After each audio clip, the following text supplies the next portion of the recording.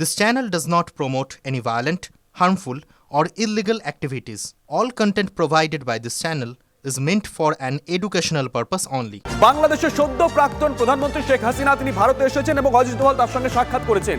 আজকে সকাল 10টার খবর, ঠিক সকাল 10টার খবর, যখন সর্বদল বৈঠক হচ্ছে, বিদেশমন্ত্রী এস জয়শঙ্কর জানিয়েছেন নেতাদেরকে যে শেখ হাসিনা ভারতেই আছেন বলছে সূত্র, কিন্তু নিরাপত্তার কারণে এক্সাক্ট শেখ হাসিনা কোথায় আছেন তা জানানো হয়নি ভারত সরকারের পক্ষ থেকে। অত্যন্ত গুরুত্বপূর্ণ।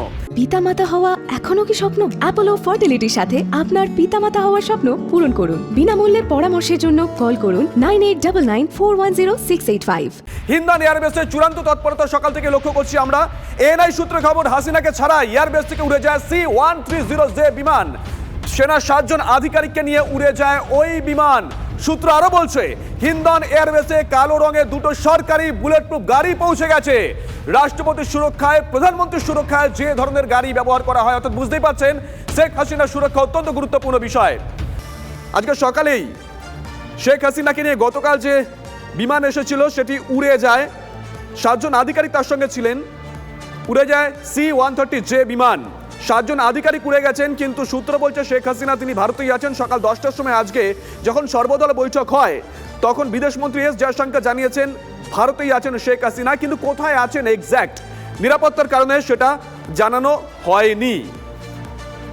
সূত্র বলছে হিন্দান এয়ারবেসে ইতিমধ্যেই কালো রঙের 2টো বুলেট প্রুফ গাড়ি পৌঁছে গেছে, যে ধরনের গাড়ি প্রধানমন্ত্রী বা রাষ্ট্রপতি নিরাপদ ব্যবহার করা হয়ে থাকে। লন্ডনে আশ্রয় চাননি শেখ হাসিনা। বাংলাদেশের প্রাক্তন প্রধানমন্ত্রী আশ্রয় নিয়ে অনিশ্চয়তার খবর সামনে আসতেই অস্বীকার হাসিনা ছেলের। আমেরিকার বিদেশ সচিবের বিবৃতি কার্যত মানলেনই না সজীব অজিত। এখনো লন্ডনে যাওয়ার বা আশ্রয়ের বিষয়ে কোনো সিদ্ধান্তই নেয়নি হাসিনা, দাবি করেছেন তার ছেলে। তবে কি পাকাপাকি ভাবে ভারতেই থাকতে চলেছেন হাসিনা? কোটি টাকার প্রশ্ন। ঠিক আছে, শেখ হাসিনার পর আপনাদের কি হবে সেটা আমারও চিন্তার বিষয় না, আমার পরিবারের আর চিন্তার বিষয় না, আপনারা বুঝবেন। তবে এইভাবে সংঘর্ষ করে, হত্যাকাণ্ড করে ক্ষমতা দখল করা যাবে না। এটা আর আন্দোলন না। যখন পুলিশ হত্যা করা হচ্ছে, নিরীহ মানুষের উপর হত্যা কাণ্ড চলছে, মানুষের বাসায় আগুন দেওয়া হচ্ছে, জার্নালিস্টদেরকে হত্যা করা হচ্ছে, এটা হয়ে গেছে সন্ত্রাস। আমাদের মিলিটারির প্রতি আমার আহ্বান যে আপনাদের দায়িত্ব হচ্ছে আমাদের দেশের মানুষকে নিরাপদ রাখা। 1 মিনিটের জন্য কোনো অনির্বাচিত সরকার আমাদের ক্ষমতায় আসতে দিবেন না, কারণ সেইটা হলে আমরা আবার পাকিস্তানের মতন হয়ে যাব। আমাদের এই যে 15 বছরের উন্নয়ন সব শেষ হয়ে যাবে। এদিকে বাংলাদেশের চূড়ান্ত অচলাবস্থা জারি আছে। বিকেল 3টের মধ্যে সংসদ ভাঙার হুঁশিয়ারি ছাত্র নেতাদের। আজ বিকেলের মধ্যে সংসদ না ভাঙলে কাল বড় আন্দোলনের হুঁশিয়ারি দিয়ে রেখেছেন ছাত্র নেতারা। ছাত্র সমাজ ও জনতাকে তৈরি থাকার আহ্বান মঞ্চের সমন্বয় নাহিদ ইসলামের। রাষ্ট্রপতি গতকাল বলেছিলেন যে অনতিবিলম্বে তিনি জাতীয় সংসদ বিলুপ্ত করবেন, কিন্তু আমরা এখনো দেখছি যে একটি অভ্যুত্থানের পরেও এই ফ্যাসিস্ট হাসিনার জাতীয় সংসদ রয়ে গেছে। তাই আমরা ঘোষণা করছি যে আজ দুপুর 3টার মধ্যে এই ফ্যাসিস্ট হাসিনার যে জাতীয় সংসদ, সেই সংসদের বিলুপ্তি ঘোষণা করতে হবে। যদি আজ বিকাল 3টার মধ্যে এই জাতীয় সংসদের বিলুপ্তির ঘোষণা না আসে, তবে আমরা কঠোর কর্মসূচি দিতে বাধ্য থাকব। বিভিন্ন শক্তি ইতিমধ্যে তৎপর হয়েছে এবং নানা ধরনের ষড়যন্ত্র এবং পরিকল্পনা করা হচ্ছে। আমরা মুক্তিকামী ছাত্র জনতার পক্ষ থেকে স্পষ্টভাবে বলতে চাচ্ছি যে এই বাংলাদেশকে ফ্যাসিবাদী রেজিম থেকে মুক্ত করার জন্য এবং একটি নতুন বাংলাদেশ, জনগণের বাংলাদেশ প্রতিষ্ঠার জন্য সকল ধরনের ষড়যন্ত্রকে নস্যাৎ করার জন্য, প্রতিহত করার জন্য বাংলাদেশের ছাত্র জনতা কিন্তু সদা প্রস্তুত রয়েছে। আর এই মুহূর্তে আরো একটা বড় খবরের দিকে নজর রাখতে হচ্ছে। নিঃসন্দেহে বড় খবর, রীতিমতন ব্যাঘাত ঘটেছে ভারত বাংলাদেশ সীমান্ত বাণিজ্যে। চরম সংকটের মুখে ভারত বাংলাদেশ ব্যবসা, সীমান্ত বাণিজ্য বন্ধ থাকায় বিপুল ক্ষতির আশঙ্কা। নিঃসন্দেহে বড় খবর। সুমন মহাপাত্র আমাদের সঙ্গে রয়েছেন টেলিফোন, আমাদের সহকর্মী। সুমন, কি জানা যাচ্ছে? দেখো, আমরা পশ্চিমবঙ্গ এবং দেশের বণিক সমাজের সঙ্গে কথা বলছিলাম, যে রিয়েলিটি আমরা দেখতে পাচ্ছি এবং কঠোর বাস্তব, যে এই অচলাবস্থার জন্য এই গত 1 মাস ধরে যা চলছে, ফলে ভারত বাংলাদেশের ব্যবসা কিন্তু বিঘ্নিত হচ্ছে। একটা কথা মাথায় রাখতে হবে শুভজিৎ, দক্ষিণ এশিয়ায় ভারতের সবচেয়ে বড় বাণিজ্য সহযোগী কিন্তু বাংলাদেশ। সেক্ষেত্রে 2023-24 সালে কিন্তু ভারত বাংলাদেশের যে ব্যবসায়িক আদান প্রদান তা কিন্তু কমছে, রপ্তানির পরিমাণ কমছে, বাংলাদেশ আমদানির পরিমাণ কমে যাচ্ছে, বাংলাদেশে ডলারের একটা শর্টেজ দেখা দিচ্ছে। ফলস্বরূপ বাংলার স্থলভাগ দিয়ে, পশ্চিম বাংলার উপর দিয়ে ভারতবর্ষ থেকে যে ব্যবসায়িক ট্রাক গুলো বাংলাদেশে ঢুকতো সেটা কতদিন ধরে ঢুকতে পারছে না, কোথাও একটা সমস্যা তৈরি হচ্ছে। এবং তোমাকে বলে রাখি, যেগুলো বাংলাদেশে যায় সেগুলো কিন্তু মূলত সবজি, সেগুলো মূলত কফি, চা, মশলা, তেল, অর্থাৎ যেগুলোকে বেশি দিন স্টোর করে রাখা যায় না, সেই জায়গায় কিন্তু চরম ক্ষতির আশঙ্কা করছে পশ্চিমবঙ্গের বণিক সমাজ।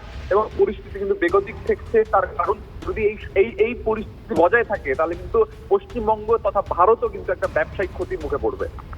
নজর থাকবে সুমন।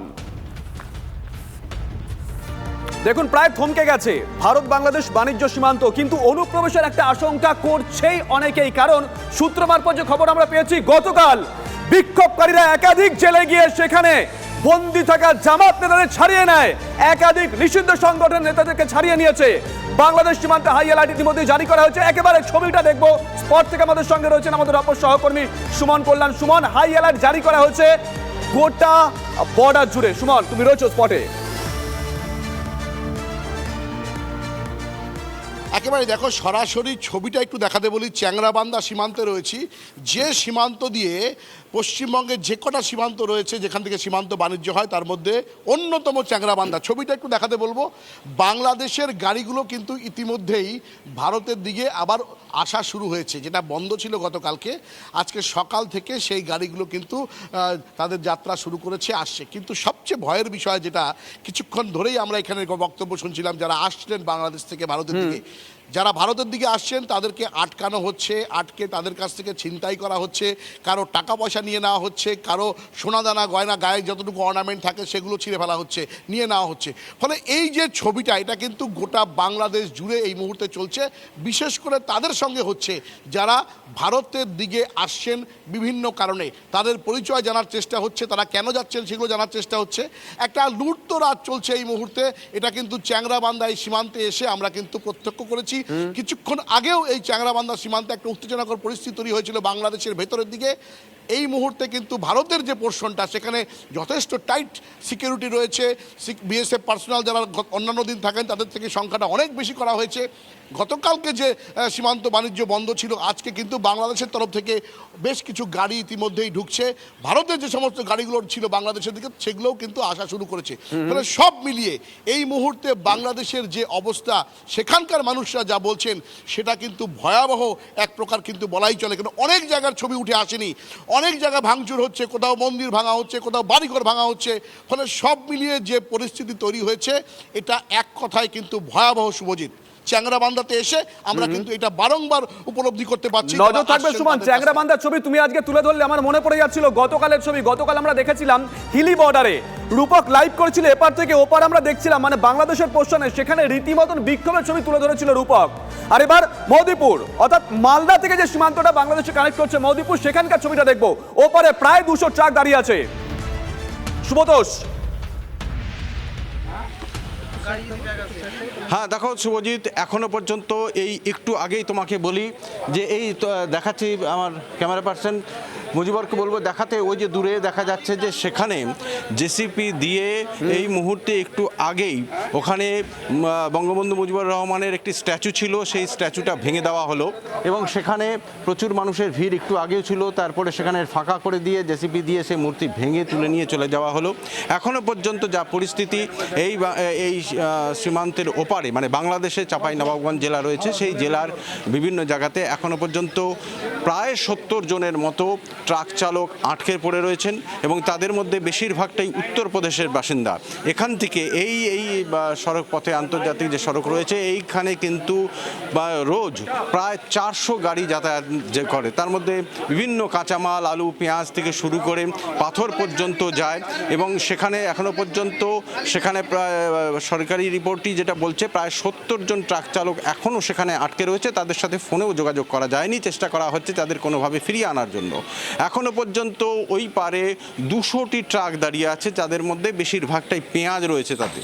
ফলে সব মিলিয়ে এখনও উত্তপ্ত। একটু আগেই ঘন ঘন এখান থেকে বিএসএফ থেকে শুরু করে অন্যান্য আধিকারিকরা, পুলিশ তারা বা এখানকার যারা এক্সপোর্টার আছেন তারা, প্রতিনিধিরা সবাই মিলে কিছুক্ষণ অন্তর গিয়ে সেখানে গিয়ে তাদের সাথে কথা বলার চেষ্টা করছেন, পরিস্থিতি বোঝার চেষ্টা করছেন। কিন্তু এখনো পর্যন্ত এই জায়গায় আসেনি শুভজিৎ যে এখান থেকে রপ্তানি শুরু করা যাবে। আর এটা যদি না হয়, রোজ সরকারি শুল্কই এখান থেকে শুধুমাত্র এই মহদীপুর যে সীমান্ত রয়েছে এখানেই অন্তত পক্ষে 18 থেকে 20 কোটি টাকা লসে রান করছে, ক্ষতি হচ্ছে এই আমাদের দেশের। কারণ রোজ এখান থেকে 18 থেকে 20 কোটি টাকা আর্ন হয়, তো সেই টাকাটা কিন্তু রোজ যাচ্ছে। এছাড়া এই সমস্ত এই এক্সপোর্টের সঙ্গে যুক্ত যে সমস্ত ব্যবসাদার রয়েছে, ছোট ব্যবসায়ী রয়েছে বা শ্রমিকরা রয়েছে, ফলে তাদের তো আলাদা আলাদা রোজগারের ঘাটতি হচ্ছেই। এটা যেমন এর পাশাপাশি তুমি যেটা বললে অত্যন্ত গুরুত্বপূর্ণ, তুমি বললে ওপারে মানে যে ক্যামেরা যতদূর পৌঁছানো যাচ্ছিল আর কি, ওপারে বঙ্গবন্ধুর মূর্তি সেটা জেসিবি দিয়ে ভেঙে ফেলা হয়েছে। আমি এপারের ছবিটা একটু জানতে চাইছি, এপারে কি বাড়তি ফোর্স মোতায়েন করা হয়েছে? মানে জাস্ট ঢিল ছোড়া দূরত্বে এইসব ঘটনা ঘটছে? হ্যাঁ, অবশ্যই এখানে বিএসএফ প্রচুরভাবে মোতায়েন করা হয়েছে, পুলিশ বাহিনী মোতায়েন করা হয়েছে, চারিদিকে সেই রকমভাবে অ্যালার্ট রাখা হয়েছে। কারণ ওই পার থেকে এমনও হচ্ছে, যেটা ওই পার থেকে সম্ভাবনা রয়েছে যে বেশ কিছু তালিকা এসছে, বেশ কিছু খবর পাওয়া যাচ্ছে যে যারা ওই পারে আতঙ্কিত তারা কিন্তু এই পারে আসার বা এই পারে আসার সম্ভাবনা তাদের তৈরি হয়েছে। নজর থাকবে সুব্রত, নজর রাখো। আমরা আবারও যোগাযোগ করতে পেরেছি গ্রুপ ক্যাপ্টেন আর কে দাসের সঙ্গে। গ্রুপ ক্যাপ্টেন দাস, শুভজিৎ রয়েছে, তখন যোগাযোগ বিচ্ছিন্ন হয়ে গেছিল। আপনার কাছে সরাসরি প্রশ্ন করি, গতকাল আমরা দুটো ছবি দেখেছিলাম। একটি ছবি দেখলাম বাংলাদেশের সেনাপ্রধান, তিনি সাংবাদিক বৈঠক করছেন, তিনি জাতির উদ্দেশ্যে বলছেন যে আপনারা কোথাও কোনো ঝামেলা করবেন না, কিছু করবেন না, আমরা আছি আপনাদের পাশে, সব বিচার হবে। ঠিক তার পর মুহূর্তে সোশ্যাল মিডিয়ায় ভাইরাল হলো বাংলাদেশের সদ্য প্রাক্তন প্রধানমন্ত্রী শেখ হাসিনার ছবি, সেনা খুলে নিচ্ছে এবং উল্লাসে মেতে উঠছে। আরো একটা ছবি দেখলাম ভাইরাল হয়েছিল যে যারা ওখানে আন্দোলন করছেন তাদেরকে অভিবাদন জানাচ্ছে বাংলাদেশের সেনা। একটু আগে সুব্রত দেখাচ্ছিল ওখানেও বাংলাদেশের যারা বর্ডার সিকিউরিটি ফোর্স তারা মোতায়েন রয়েছে, তাদের সামনে বঙ্গবন্ধুর মূর্তি উপড়ে ফেলা হচ্ছে। দেখুন, পাকিস্তানের বর্বর সেনা অভ্যুত্থান ঘটায় বছরে বছরে, আমরা জানি। বাংলাদেশে এই অবস্থা। দেখো, আমার কিন্তু আমি স্পষ্ট বলে দিচ্ছি কি, এই যে অ্যাজিটেশন যেটা চলছিল গত 1 মাস ধরে, সংসদে মানে জব কোটা যেটা ব্যাপারটা নিয়েছিল, ওটা কিন্তু আসল বিষয় ছিল না।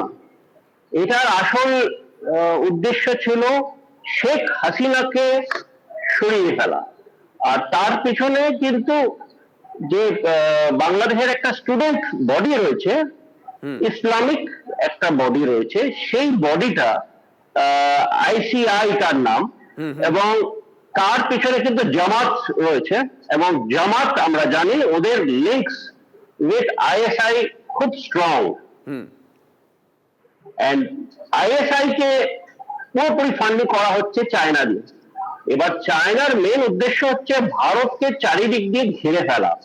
আমরা দেখেছি পাকিস্তান তো রয়েছেই, মালদ্বীপকে ওরা কিভাবে টেক ওভার করে ফেললো, শ্রীলঙ্কাতে ওরা হামান বোটা পোর্ট বানিয়ে নিয়েছে, শ্রীলঙ্কার সাথে ওদের খুব ভালো সম্বন্ধ হয়ে গেছে। এবার বাংলাদেশ কিন্তু ভারতের সাথে খুব ভালো একটা রিলেশন ছিল যতদিন সেখানে হাসিনা ছিল, ওরা চায়না কিন্তু এগোতে পারেনি।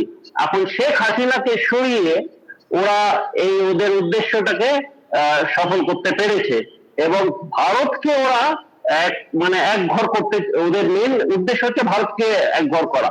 এখন China is not acceptable in Bangladesh, কিন্তু ওরা by use of Islamic forces through ISI এই ওদের এই উদ্দেশ্যটাকে পরিণাম জানিয়েছে। আপনার কথা প্রসঙ্গে ক্যাপ্টেন দাস আরেকটা প্রশ্ন করতেই হচ্ছে, আপনিও বললেন আমরা প্রত্যেকেই জানি যে বাংলাদেশের সঙ্গে ভারতের সম্পর্ক বন্ধুত্বপূর্ণ ছিল, এই মুহূর্তেও যে খারাপ সেটাও বলবো না, তবু ছিল বলাটাই মনে হয় শ্রেয়, যেহেতু ওখানে একটা ডামাডোলের অবস্থা চলছে। একটা দীর্ঘ জায়গা সেটা কাঁটাতারহীন রয়েছে, এবং বোধহয় কিছুটা রাজনৈতিক কারণে, কিছুটা অনেকে সদিচ্ছারভাবে কাঁটাতারটা দেওয়া হয়নি। এখন কি সেই বিষয়টা নিয়ে ভাবার সিরিয়াসলি সময় এসেছে? নিশ্চয়ই এখন ভারতকে কিন্তু এখন খুব অনেক কিছু দেখতে হবে, not only from Bangladesh but আমাদের যে বর্ডার তো রয়েছেই, কিন্তু ইন্টারন্যাশনালি আমরা কিন্তু চারিদিক দিয়ে আমরা অ্যান্টি ইন্ডিয়ান ফোর্সেস চারিদিক দিয়ে কিন্তু ঘিরিয়ে ফেলেছি। আর যে ইন্ডিয়ান যে বর্ডারটা রয়েছে সেখানে কিন্তু নজরদারি আরো বাড়াতে হবে, কেন কি অনুপ্রবেশ আরো বাড়বে। অসংখ্য ধন্যবাদ আপনাকে, অসংখ্য ধন্যবাদ। আমরা কথা বলছিলাম গ্রুপ ক্যাপ্টেন আর কে দাসের সঙ্গে। আরো একটা বড় খবরের দিকে নজর রাখতে হচ্ছে, ওই যে বলছিলাম রাজনীতি, শরণার্থী ইস্যুতে শুভেন্দুর মন্তব্যে আপত্তি তৃণমূলের। সূত্রের খবর, বিদেশ মন্ত্রীর কাছে তীব্র অসন্তোষ জানিয়েছে তৃণমূল কংগ্রেস।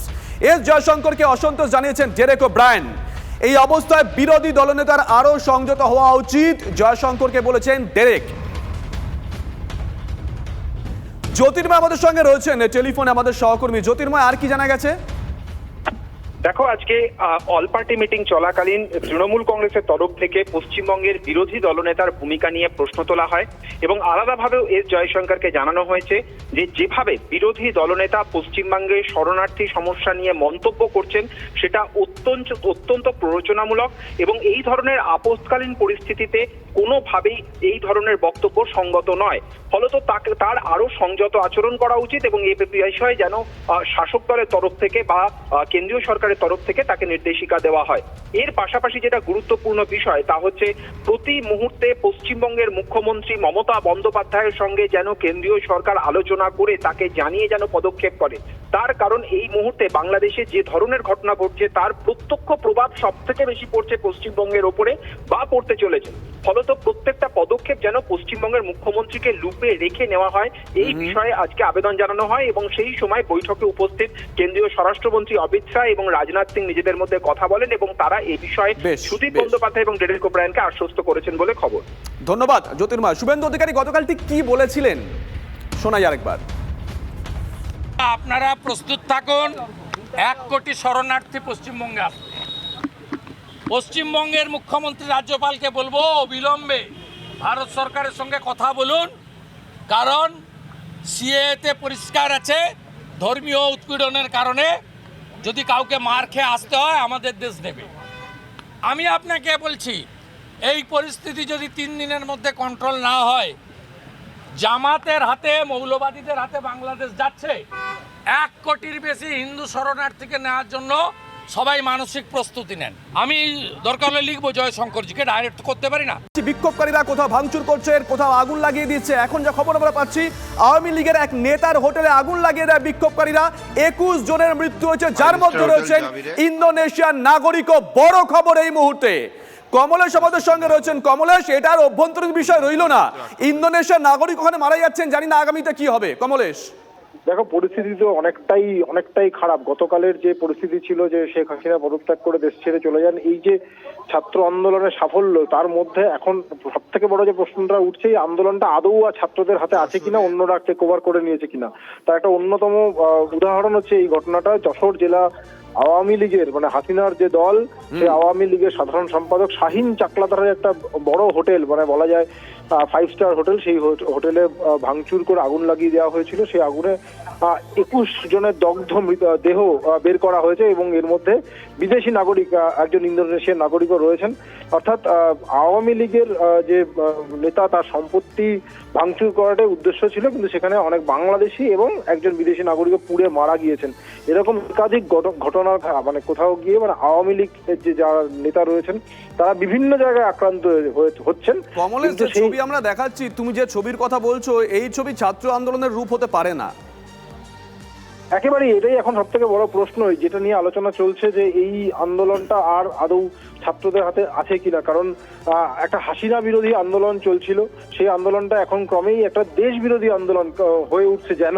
তার কারণ আমরা দেখতে পাচ্ছি সংসদ ভবনে গিয়ে ভাঙচুর করা হচ্ছে, এটা দেশের সম্পত্তি। গণভবন ভাঙচুর করা হচ্ছে, ওটাও আলটিমেটলি বাংলাদেশের সম্পত্তি। তাহলে প্রশ্ন উঠছে, যে ছাত্ররা আন্দোলন করছিলেন সেই ছাত্ররা কি হাসিনা বিরোধী না দেশ বিরোধী? এবং একদমই যে আন্দোলন ছাত্ররা করছিলেন সেই ছাত্ররা হাসিনা বিরোধী না দেশ বিরোধী, অত্যন্ত গুরুত্বপূর্ণ প্রশ্ন তুলে কমলেশ। নজর আমাদেরও থাকবে কোন দিকে যায় গোটা পরিস্থিতির উপর, আমরা নজর রাখছি।